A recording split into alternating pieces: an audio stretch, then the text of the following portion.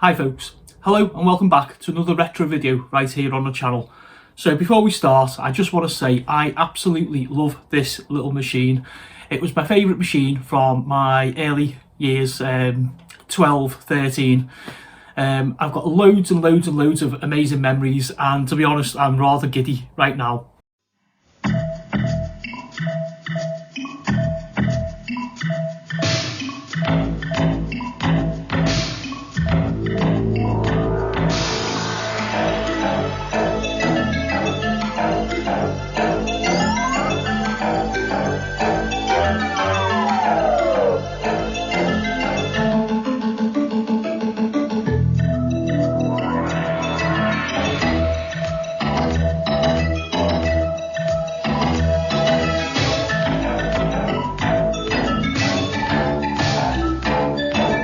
So guys, as you saw on the thumbnail, today we are looking at the amazing Sinclair ZX Spectrum. Okay, so back in the 80s, there was I think we started off with things like the Atari 2600, ColecoVision, machines like that at home, and then we come along to, I think it was around about 1980, early 81, and the home market for computers in the United Kingdom at stores like Dixon's and Woolworths and WH Smith's started loading up and stocking up with these amazing boxes. Back in the day, you'd be in high school, maybe late middle school, primary school even, and these amazing boxes were introduced to us all as learning tools. Okay, but it still makes me smile. I'm talking about like your machines like your BBC Bs and your Acorn Electrons and stuff like that. We're going back, guys, before PCs and things like that, obviously. So anyway, what happened? You go to school and you'd be sitting on these computers all day, and then the home market would start appearing. Dragon 32, Sinclair Spectrum, before that the ZX81, Commodore 64. The most notable ones probably really are the playground wars of the early 80s between the kids with the Sinclair Spectrum and the kids who had the Commodore 64. And the 64, I can hear you 64 fans screaming, mine was better. Do you know, it's comparative, isn't it? My memories, and I am, like I said in the intro before, I've got goosebumps like right now just even thinking back to this. I knew this video, I said to Melody before I started, it was going to be a hard video for me in all the nicest ways, because I know I'm going to waffle, I really am. So the Spectrum came in several different variations. There was the 16K Spectrum, and then the 48K Spectrum was the one, like its big brother, basically the one like most people had. At the time, there was another company called Amstrad, and basically Alan Sugar, you guys would have heard of him from certain TV programmes, whatever, not here to talk about TV, talk about computers. Anyway, towards the end of the Spectrum's lifetime, they were bought out by Amstrad and Lord Sugar, and in that deal, or as far as I'm aware, please Google it like we all do these days, there was a condition that basically Amstrad and Sugar were to still make more Spectrums. So the Amstrad had a machine called the CPC 464, which again was a lovely little machine, but a video for another day. The machine I'm going to show you, my own machine, the Sinclair 128K ZX Spectrum Plus 2, was actually one made by Amstrad in the design of its own CPC 464. All right, listen, I've waffled long enough. I'll probably batter the heads, certainly the younger ones who are curious. The older amongst you who were there back in the day, the glory days, will be loving this. Okay, so let me introduce to you my personal, and it weighs an absolute ton, Sinclair 128 ZX Spectrum Plus 2. So as we can see, it's in grey and it's got lovely springy keys. And what's this? All the kids will be screaming, what the hell is that? Okay, and again, like I said earlier, you guys old enough to remember, we used to play games on these things. Okay, these are cassettes. All right, I am really, really warm and tingly now. What would happen is you press this button here, you'd insert said cassette game, believe it or not, into there like that, push it down, you type up a command, you press the play button, and here's the thing for all you lot now, all you kids, this would take about 5 minutes, okay, to actually load up, during which time you normally run down, grab a snack, make a cup of tea, go to the shop for your ma, do something, come back, and 9 times out of 10, being 100% truthful, the bloody thing would have crashed and the game wouldn't work anyway. Okay. So just showing you this machine, like I say, it's got a standard QWERTY keyboard, okay, and we see across the top, in red, Sinclair, 128K, ZX Spectrum +2. The tape deck has got various different buttons on. There's a record, play, rewind, fast forward, stop and pause.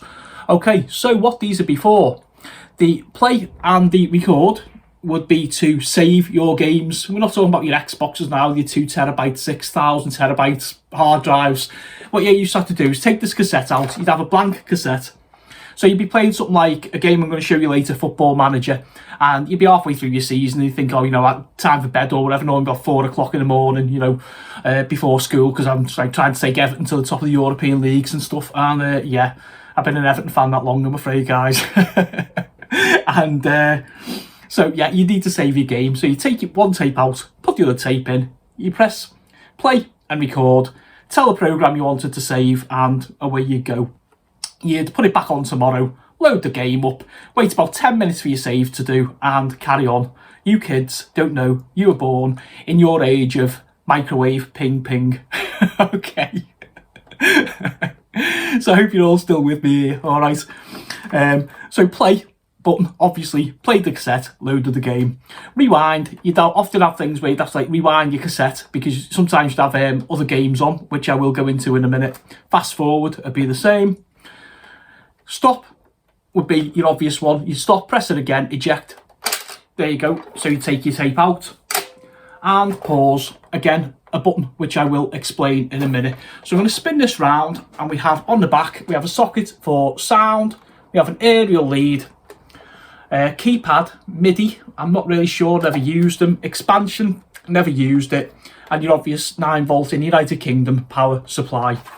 Okay, so I'm just going to give you a little show around. As you say, this is about, oh crikey, 12, it's about 16 inches long, about 2 inches deep, and about 8 inches wide. Do you know what I mean? They're your kind of dimensions. Okay, so I've shown you the back there, and then you have the side here, in which you can see we have a reset button here, and we have 2 joystick 9-pin ports. Now we play games on wireless controllers. Back in the day, you had a joystick, which is a controller.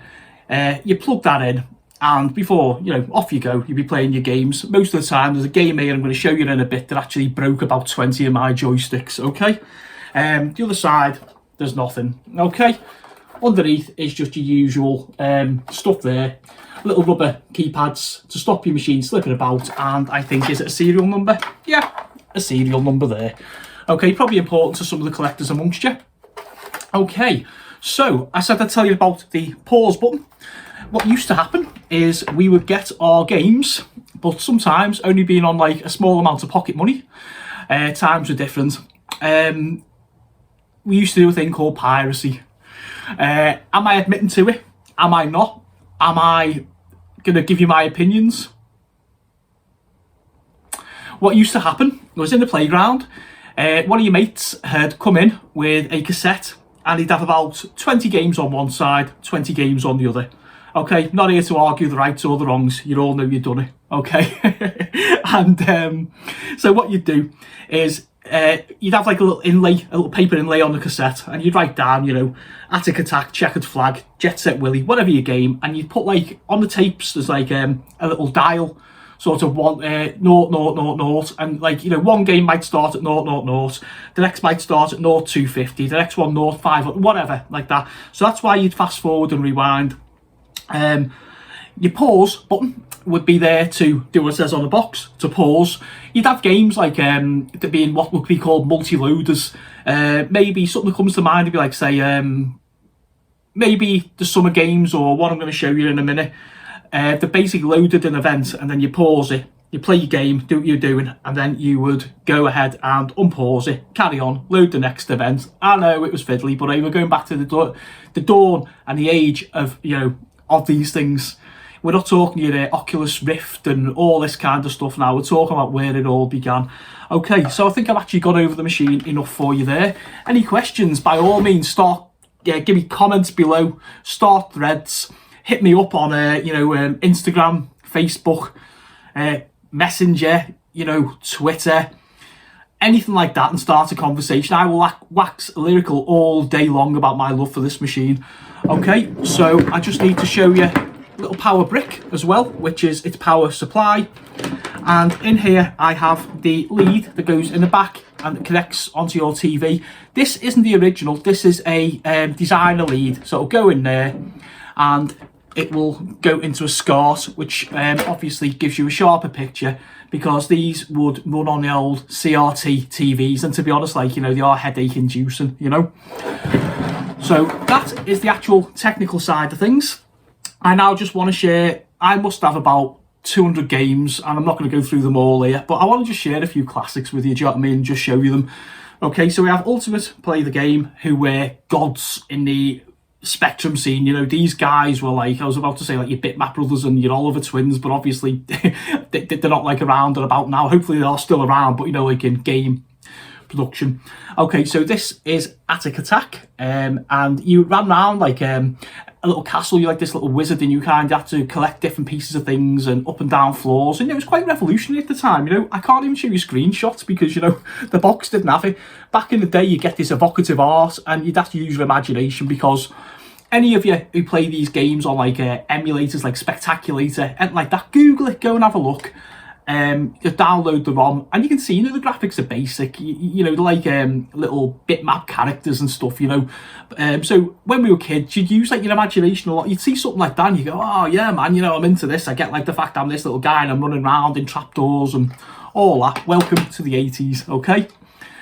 Checkered Flag, which was, I think this, if memory serves me right, I think this used to actually come with one of the packs, and it's as you can see on the front there, it's Formula 1 racing. Again, blocky, but I'll tell you what, it's not a bad little game to even today now. You know, one button, probably the space bar at accelerate, and probably like N and M would be like left and right, you know, beat the clock. And I'll leave that till later. And also, the games used to be around about $9.99. Some of the top ones would be about $14.99, things like Elite and things like that. But companies like this one, Firebird, popped up, and they've done like games, pocket money like kind of prices. Budget label, $1.99, $2.99, and one of them was this little platform game called Booty. This is delightful. You play like a little cabin boy, and you are going around the cabins of ships trying to collect treasure and avoid pirates. You know, one of your very, very early basic platforming games. That's Booty. This one is a Sinclair one, and I think, I'm not sure whether it was on the CPC 464. I think it was first, and I think it got converted. Someone's going to Google it and tell me I'm wrong, but hey, I don't care. This one's called Oh Mummy. Okay, and you are a little guy running around like pyramids and stuff, trying to get treasure and avoid like mummies. If you think something like Pac-Man, it's probably a Pac-Man variant, but if you like look at the art again, going back to what I was saying, like Attic Attack, you know, you'd use your imagination. You know, back then, when we were kids, we had to, you know. Okay, where are we? And again, a lot of the games were simple, and this was one of my favourites. This was another company called Imagine, who, there's a famous story about them. Their programmers were like rock stars. They used to buy Ferraris and all kinds, and they were in Liverpool, just over the water from the Wirral here. And so, you know, obviously money, bills weren't being paid, helicopters and Ferraris being bought and whatever. I'm not having a go at anyone. It was the decade of decadence, the 80s, you know, these guys were celebrities and stuff, long before Love Island and I'm a Celeb and all that crap. And you tell I've got me retro head on today, can't you? And so anyway, this it never ended well. Google it or have a look at something like From Bedroom to Billions, you know, what one of the documentaries about like the retro gaming scene of the 80s, and have a look. It's worth looking back just to see where all your Xbox and your PlayStation games come from now. I don't nobody say like Amazon or Japan, because I'm not listening to it. All right. So this is Jumping Jack. So you're this little guy, and like the little platforms used to go along with like little gaps, and you had to jump up and run along and avoid nasties and keep going till you got to the top. Sometimes nasties will come in from both ways. A little platform here, you drop down. If you drop down to the bottom, you die. You know, back in the days where you had like 9 lives or something like that, you jump up, hit one of the barriers, I think they were like red, and you get like electrocuted, you know, and hey, there you go. I think I only ever cleared about 3 screens ever. Aforementioned game that I said about saving with was Football Manager. This is like, you know, the predecessor to all your championship managers and Football Manager 2021 on your big high-end PCs and stuff. This was glorious, you know. Back in the day, before the Premier League, shock horror, there were days of football before the Premier League and Sky Sports. Holy cow, what happened there? There were actually 3 television channels as well. But anyway, we used to have 4 divisions in English football, 1, 2, 3 and 4. And back in the day, you could pick any team for those 4 divisions and you'd start in Division 4. And the idea being buy players, sell players, players that get injured, pick your team, put it out. And what made this unique at the time was actually showing like some like little in-game graphics. I mean, all right, it was like little matchstick men kicking the ball. And to be honest, there's probably about maybe 10 or 15 variants, if that.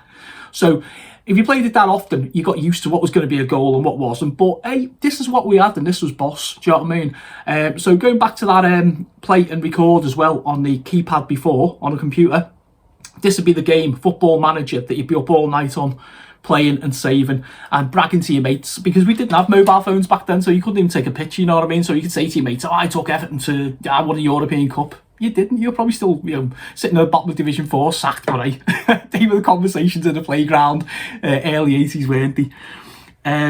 Okay, and this one was, I remember buying this back in the day. It was Transylvania Tower, and it was an adventure. And what an adventure was, no sarcasm at the back there. Okay, what an adventure was, you used to have these like typing games, and it'd say something like, I don't know, you are in a castle and you see a door to the north, you see stairs to the right, what do you want to do? And you'd have to type like, go north, downstairs, take treasure, etc. And like, you know, it was like, probably the best example of it is if like you read like books, and it was probably one of the first time, I know you got all your stuff like now, like The Last of Us and everything like that. I can hear Dave the Reptile Man screaming. That's, put, you know, an expletive in because we've got like stuff like that. But this is where it began, you know, and these were brilliant at the time. Probably the most notable one was an adaptation of The Hobbit, Tolkien's, you know, classic piece of literature. Those who know me privately know, like, I love that particular, you know, IP anyway. But yeah, I'm waxing on again. I warned you I would. So this was like a type of adventure, and I love this to bits. I never ever done it, you know. I must have got like maybe about 10 screens in and got killed all the time. You know, Transylvania Tower, vampires, Dracula. What's not to love? And then I mentioned earlier about joysticks, and the amount of joysticks that actually got broken with the responsibility and the sole responsibility of this game. Okay, Daley Thompsons, Decathlon. What you do is, Daley Thompson was a big athlete in the 80s, an Olympian, and obviously you can see the Olympic rings there. And a decathlon is a series of 10 events. And Daley and the other athletes at the time, and the athletes today, okay, compete in 10 events, and whenever you finish you get points. At the end of the, I think it's like, I don't know, 2 days or something, 5 events a day, whatever.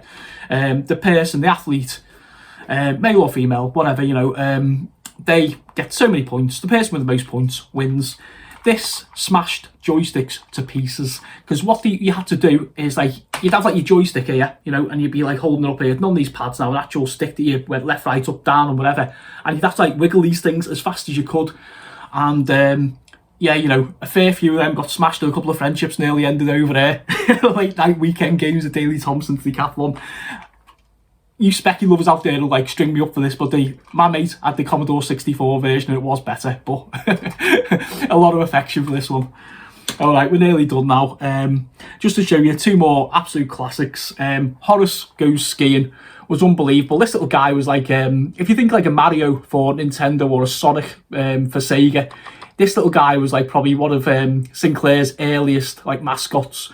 And he's a funny looking fella, you know, he's just there, great big eyes, bit of a blobby body, probably a bit like myself really. And he did a load of games, and this particular one was, you know, I think he started off, anybody who knows the game Frogger, your little horse on the bottom of the screen, and you got to like run across the road, avoid the cars, and if you manage to do that, you get onto like said ski slope, and you got to come down and go through the little flags like you would on like slalom skiing and avoid the trees. You done that, you got to the bottom, you went back to the road again and you repeated. And it was like any of the arcade games at the time, pretty much. It was like you're doing it for high scores, you know what I mean? You might go round 3 or 4 times or whatever. No one cared. It was just a 5-minute fix, a bit like an arcade game. And I'm going to end, I can't leave any Spectrum video without mentioning the phenomenal software projects, Set Willie, okay? I was lucky enough to meet one of the designers of this when I ran my retro gaming club right here on the Wirral 12, 18 months ago. Lovely fella, Alan Matton, if he's watching. And he knew the programmer of this, Matthew Smith.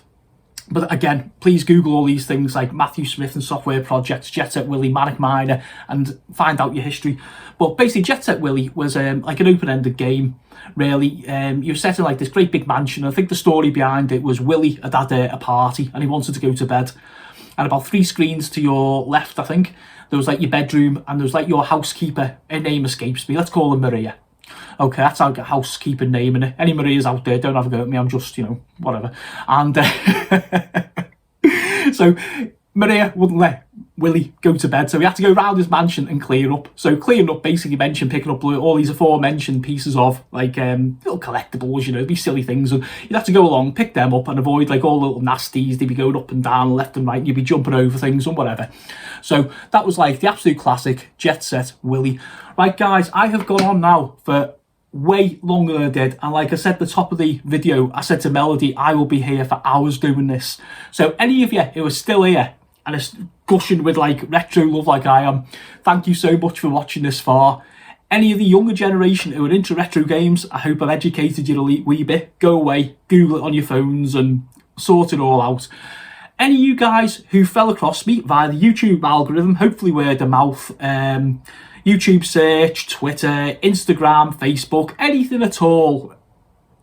If you like what you see, please have a look over the back catalogue of over 200 videos, and there's an awful lot of retro content on here as well as board games, all sorts of stuff, football, Premier League stuff, war gaming, all sorts of stuff. Have a look over what I've done, and if you like what you see, please hit that subscribe button, like and share the video. But more importantly than all that, before I go, like I always say, please leave me a comment below. Start up the conversation. Spectrum against Commodore 64, piracy, your favourite games. Was your mate a knobhead who had a Commodore 64? Anything like that. Alright, listen, I'll catch you again for another one soon. Take care. See you later. Oh, man.